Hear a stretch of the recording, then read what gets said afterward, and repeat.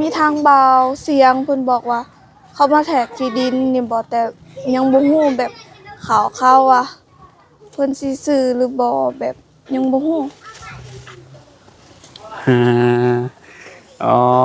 มาวัดแขกเบิ่งชื่อ โดย เออ เลย ว่าเนี่ยที่ดินน้องอยู่นี่มันกว้างจักแมตรงานจักแมตซื่อๆเนาะ 20 เมตรคูณ20 เมตร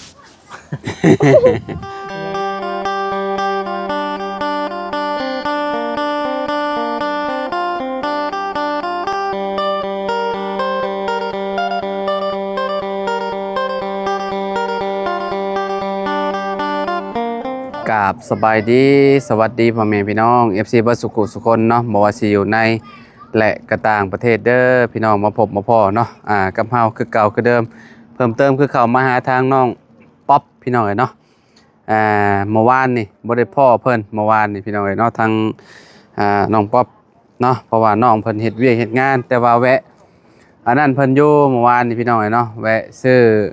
น็อตเนาะไปยิงไม้พาสละเนาะให้บ้านน้องเต็งจริงเมื่อวานนี่เนาะ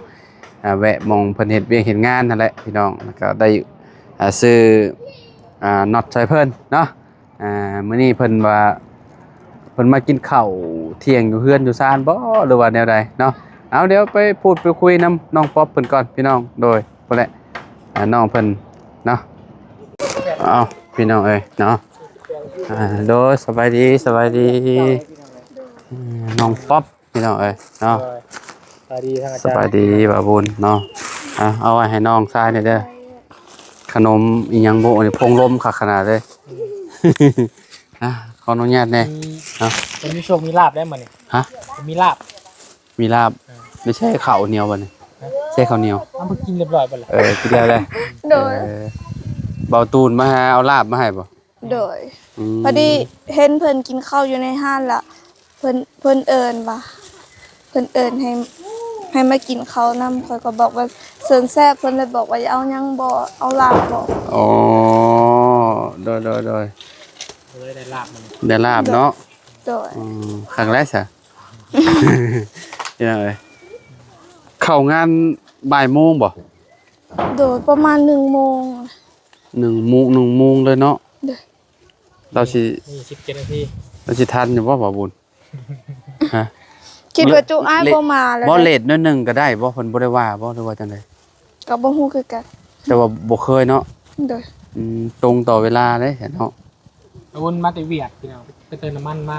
โดย ขามาแต่เวียดก็เลย ก็เลยมาแวะน้องเพิ่นเนาะ แม่น้องเพิ่นว่ามาเพื่อนพี่น้องเนาะ โด เพราะว่าย จะบ่ได้ถ่ายทำน้องเพิ่นเบิ่งว่า แม่น ได้ เนาะเพิ่นมาเรียกงานคำ โดย มาว่าเนี่ยได้รับข่าวยังอยู่บ่มีคนบอกยังอยู่บ่ มีทางเบาเสียงเพิ่นบอกว่าเขามาแทรกที่ดินนี่บ่แต่ยังบ่ฮู้แบบเขาว่าเพิ่นสิซื้อหรือบ่แบบยังบ่ฮู้ ฮ่าอ๋อ มาวัดแขกเบิ่งชื่อ โดย เออ เลย ว่าเนี่ยที่ดินน้องอยู่นี่มันกว้างจักแมตรงานจักแมตซื่อๆเนาะ 20 เมตรคูณ20 เมตร เป็นยังไงจ้าแม่คุณจ้าแม่ ดินเพิ่นได้ยินเพิ่นบอกว่าเพิ่นแทรก แขกกันละบ่ได้ชื่อครับบ่คิดว่าสิชื่อแต่ว่ามาแทกเบิ่งเข้ามาเอาซุมอ้ายมาแทกเบิ่งซุมอ้ายน่ะมาแทกเบิ่งซื่อ แบบ อาจ ว่า จะมานำบ่ ฮะ ข่อยบ่ฮู้ ว่าแบบว่าอยากให้ FC เบิ่งนํกันเนาะ แทกยังให้ FC เบิ่งซื่อ โดย คันว่าความฝันน้องเพิ่นเป็นจริงก็ดีหันนะพี่น้องเอ้ยเนาะ โดย เพราะว่าเพิ่นก็อยู่ที่แม่อิหยังก็แม่กุ้มบ่ฮะเขาซื้อเมื่อวานนี่ แม่กลุ่มมาจากของดินจะไปซื้อหยัง ข่อยบ่ฮู้ชื่อเพิ่นมีแต่ห้องว่าแม่เฒ่า โดย โดยแล้วก็ใจดีอยู่พี่น้องเอ้ยเนาะเราแบบแบ่งให้เนาะชาวคุณชาวเมื่อวานแล้วว่าเท่าไหร่ก็20ล้านบ่ เอาว่า 20ล้าน แต่ว่าเศร้าคุณเศร้าหายแล้วว่าแล้วออกมาอีกเศร้าเศร้าดังเก่าจากเศร้าคุณเศร้าหาเนาะ แบบว่าให้เราเพิ่มออกมาให้หน้อยหนึงเนาะ ทำ นั่นแหละ ก็ใจดีอยู่พี่น้อง โดย ก็เบิ่งนํกันนั่นแหละพี่น้องเอ้ยเนาะ อยู่แถวนี้ ดินลาบหลังคาเฮือนเนาะ ตะกี้แต่ก่อนเฮือนหลังนี้นี่เพิ่นมาอยู่แม่นบ่ป๊อบ โดย อันนี้เป็นเฮือนครัว อืม แต่เดี๋ยวนี้หันแบบเมียเพิ่นหันเสียแล้วแต่เพิ่นเอาเมียใหม่เอาหลายคนแล้วแต่ว่าเอาแล้วก็ป้าเอาแล้วก็ป้าคอยกับบ่ฮู้เนาะ ก็แบบผิดกันเรื่องหยังจังซี่ แต่บ่เห็นเราป่าหลายคนแล้วแต่ว่าเดี๋ยวนี้หันเพิ่นได้ไปเฮ็ดเวียกเราไปเป็นไปย่ามเป็นรปภคอยกับบ่ฮู้คือกันได้ยินข่าวว่ามีคนเว้า แต่ว่าบ่ได้แม่นคนมานี่บ่ หึ ผู้ชายน่ะที่ว่าจะเว้าในนี่นะแล้วไปเอาเมียใหม่น่ะ เอาเมียไหมอยู่นี่แต่เดี๋ยวนี้เราป่าหมดแล้ว แล้วปาบ่แล้ว โดย อืม แล้วอยู่ผู้เดียวก็เลย ได้ไปหาเวียกเฮ็ดก็เลยออกไปหาเวียก ลูกเพิ่นหันก็อยู่ไกล เป็นได้มาว่าในทางข่าวเบาเสียงคนว่า มีคนมาแทกดินในความคิดของน้องคิดว่าในตอนนี้ ก็แบบยังเฉยๆอยู่แบบทางอ้ายเพิ่นบอกแบบว่า เขายังบ่ทันได้แบบอ้ายเขาขอบว่า เขายังบ่ทันอยากซื้อเด้อวัดซื่อ ความหมายของน้องป๊อบว่า อันเบาเสียงมาบอกว่าผู้ใหญ่อันคล้ายๆคือยังบ่ได้ซื้อเนาะ ๆเด้อ มาวัดเบิ่งซื่อ เด้อ ความรู้สึกก็เลยยังบ่ได้ตื่นเต้นปานใด โดยแต่ก็ดีใจแน่นอนนึง เลยกันว่ามีข่าวดีมาโลดนี่โยเนาะยันแบบช็อกแล้วเนาะ โดย พี่น้องเอ้ยอยู่ดีๆกับน้องมีข่าวดีมาโลดหั่นนะเฮากับเฮือนชานเฮาก็สิสมมุติว่าเอาเฮาปลูกเฮาก็สิบ่ได้มางเฮาเห็นงามไปเลยหั่นนะพี่น้องเอ้ยเนาะ โดย อย่างเช่นเฮือนน้องเพิ่นนี่แหละนี่เอาใส่แป้นผ้าใหม่หรือว่าเฮ็ดใหม่เนาะ โดย แม่น่ะเพิ่นอยู่บ่ บ่ฮู้คือกันคือสิอยู่เพราะว่าเพิ่นต้องได้เอาหลานเพิ่น ใช่ อยากไปหาเราปะเราบ่ได้เบอร์โทรเรา โดย ว่ามีทางผู้ใหญ่เพิ่นว่าอยากขอเบอร์โทรของเจ้าของที่ดิน อืม ที่ใจดีเพิ่นนั่นแหละ อยากรวมกับลาวบ่เรื่องอะไร เพิ่นตัวจริงเจ้าของดิน เอาเจ้าก็โอ้เอาเนาะ รู้ว่าเป็นได้เพิ่นว่าตะกี้ว่าสิต้องเข้าบุญแต่ว่าเพิ่นจะ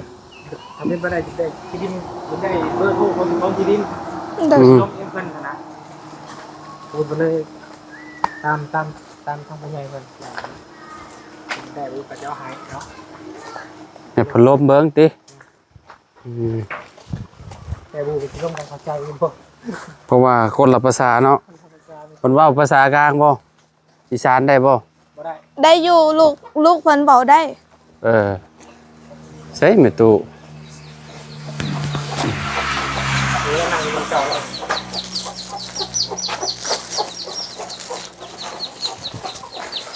ก็เรานั่งอยู่พี่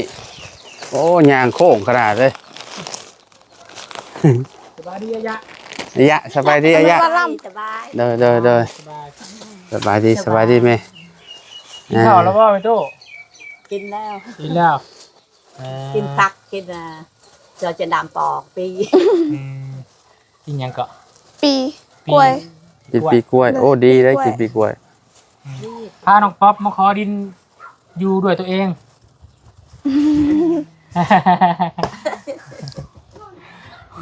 บ่หยอกเนาะไม่ตู้มีเบอร์โทรศัพท์บ่ บ่มี บ่มี อ๋อเราบ่ได้ใช้โทรศัพท์ ใช้ได้กันมี ลูกก็แบบว่าใช้เฮียนนำลูกลำลาบนั่นแหละ มีตัวอย่างสิมีคนโทรมาหาเจ้าอยากร่วมเจ้าอยู่ต่างประเทศนี่สิโทรหาไผจ้ะ ต่างประเทศเอ้ย ต่างประเทศ ถ้าบ่รู้บ่จักบ่จัก บ่จักภาษา ภาษาไทยฮู้บ่ ไทยกับแม่บ่ฮู้ สมมุติว่าเพิ่นโทรมาว่าภาษาไทยจ้อยๆใช่นี่ก็บางทีเราอาจสิบ่เข้าใจก็มีเด้พี่น้อง น้องป๊อปเด้ทั้งอ้ายเพิ่นว่าอยากร่มกับน้องป๊อปนี่น้องป๊อปสิมีเวลาร่มอยู่บ่เนาะ ลมแบบไรบ่บุญ แล้วเพิ่นว่าอยากคุยกับน้องป๊อปนำแน่ ฮะ อยากแบบพูดคุยโอารมณ์กับน้องป๊อปนำแน่ คุยเรื่อง เรื่อง ช่วยเหลือนี่บ่แบบ ประมาณนั้นล่ะว่าเพิ่นว่าจะขอเบอร์โทรน้องป๊อปนำแน่ขอเฟซว่าซั่นพี่น้องเนาะ รู้ว่าน้องป๊อปก็สิมีเวลาลมบ่เพราะว่าหนึ่งนี่น้องป๊อปเพิ่นสิทำงาน โดย เนาะ แม่น สิเล่นโทรศัพท์บ่ได้ช่องมากับกลางคืนกับนอนไว้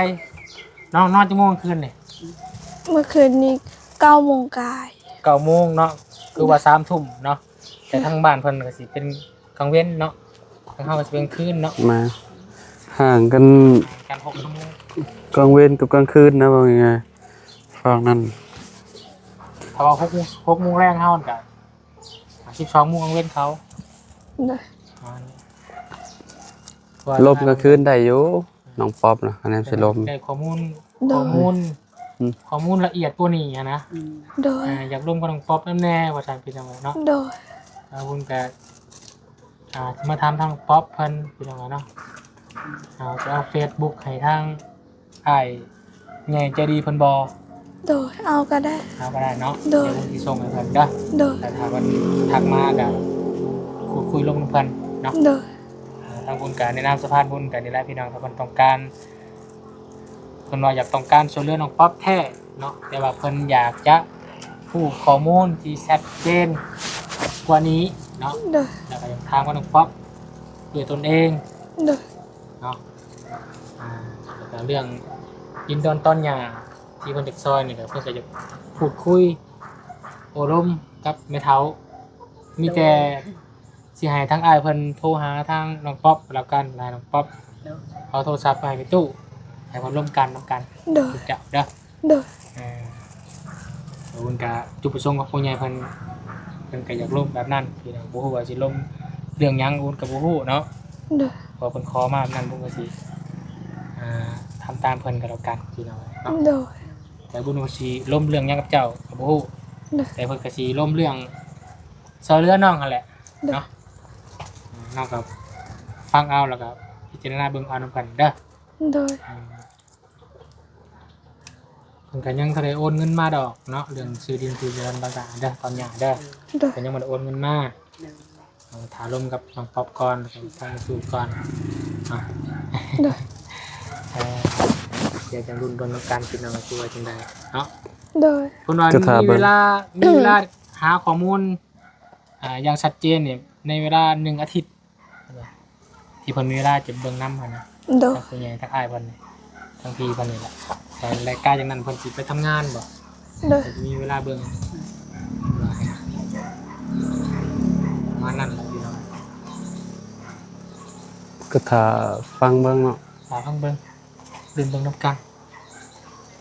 เลย6 นาที โดย บ่ายโมง จะไปทันจะบ่น้องป๊อป ทันหยุดถ้าไปตอนนี้ก็คือสิทันอยู่ ไป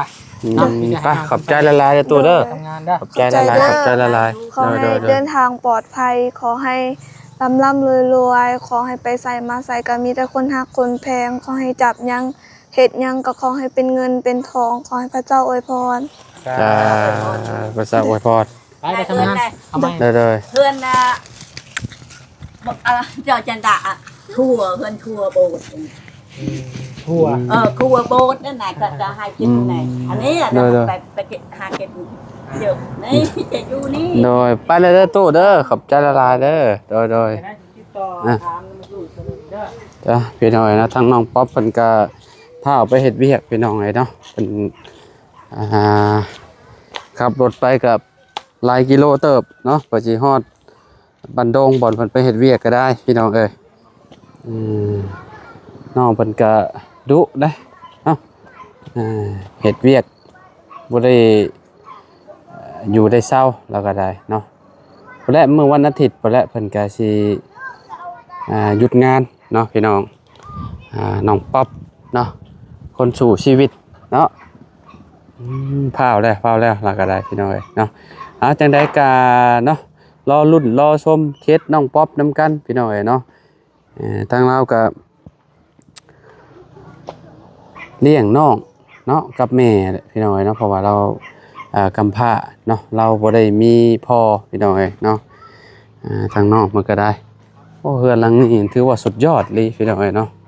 ครับงามเนาะมือจ่อมือจับก็สุดยอดเนาะเฮือนเพิ่นนี่เพิ่นก็ยืมรถในโรงงานมาพี่น้องเอ้ยเนาะ บ่ได้แม่นรถเพิ่นเองเนาะไปแหละพุ่นน่ะโอ้เมื่อวานนี่ซื้อน็อตน้ำเพิ่นเมื่อวานนี่ไปแล้วพี่น้องเอ้ยเนาะไปสับพบพ่อกันเนาะคลิปหน้าเด้อพี่น้องเด้อขอบคุณหลายๆที่ติดตามและเป็นกำลังใจให้เนาะพ่อแม่พี่น้องFC บ่สุขุสุคนนั่นแหละเนาะฝนฟ้าอากาศคือสิตกนั่นแหละพี่น้องมื้อนี้ก็ได้เนาะตัวสิฮอดขวบอยู่ว่าสิตกอีกจ้ะเมื่อวานนี่ตกได้โอเคพี่น้องพบกันใหม่เด้อเนาะสำหรับคลิปนี้ไปแล้วพี่น้องสบายดีพบกันใหม่